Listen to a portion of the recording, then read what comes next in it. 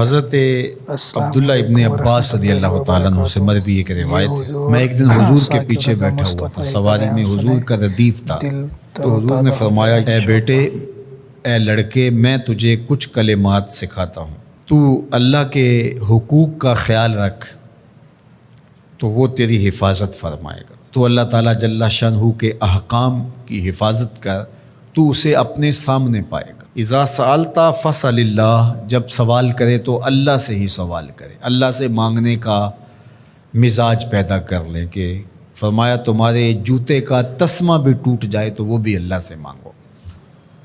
ضرور بازار میں جاؤ دکاندار سے، لیکن حقیقی طلب اللہ سے ہونی چاہیے۔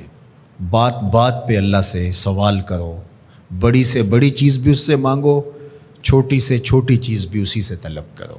ہماری ساری ضرورتوں کا کفیل ہمارا رب، ہمارا مالک ہے۔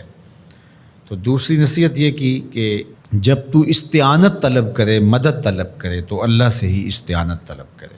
وعلم، اور جان کہ اگر ساری امت، سارے لوگ، پوری قوم جمع ہو کے تمہیں فائدہ پہنچانے کی کوشش میں لگ جائیں تو تمہیں وہی فائدہ پہنچا سکتے ہیں جو تیرے لیے تیرے رب نے لکھا ہے۔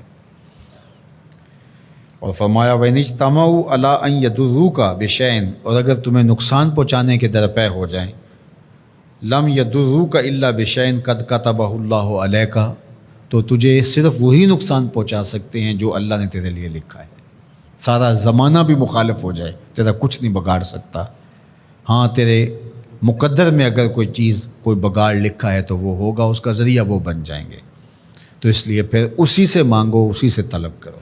رفعت الاقلام وجفت الصحف، جو لکھنا تھا اللہ نے لکھ دیا، لکھنے کے بعد قلم اٹھا لیا گیا اور جن صحیفوں پہ لکھا تھا وہ خشک ہو گئے۔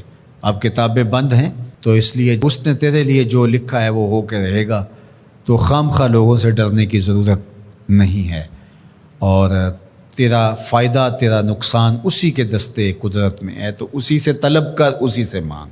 اور فرمایا تو اللہ تعالیٰ جل شانہ کو رخاء میں، خوشحالی میں یاد کر، یعرفک فی الشدہ، وہ تجھے مشکل میں پہچانے گا۔ یعنی جو شخص خوشحالی کے دور میں اس کے پاس دولت ہے، صحت ہے، تو اللہ تعالیٰ کو فراموش نہیں کرتا، اللہ اس کی بدحالی کے زمانے میں اس کو فراموش نہیں کرتا۔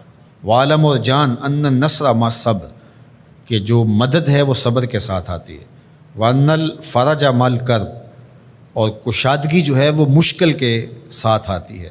وان مع العسر یسرا، اور سہولت جو ہے وہ مشقت برداشت کرنے کے بعد آتی ہے، تنگی کے بعد فراخی آتی ہے۔ پہلو مشکل، پھر تمنا، پہلو کنڈا پھر پل، شاید مگروں پہلو مکھیاں ڈس دیاں ڈنگ والیاں۔ تو یہ سب ہوتا ہے، مشکلات، تکلیفیں، آلام، مصائب، ان سب سے گزر کر کے آسانیاں آتی ہیں۔ خود حضور کی زندگی دیکھ لیجئے، مدنی زندگی مکی زندگی کے گزرنے کے بعد، طائف کے مراحل کو طے کرنے کے بعد آتی۔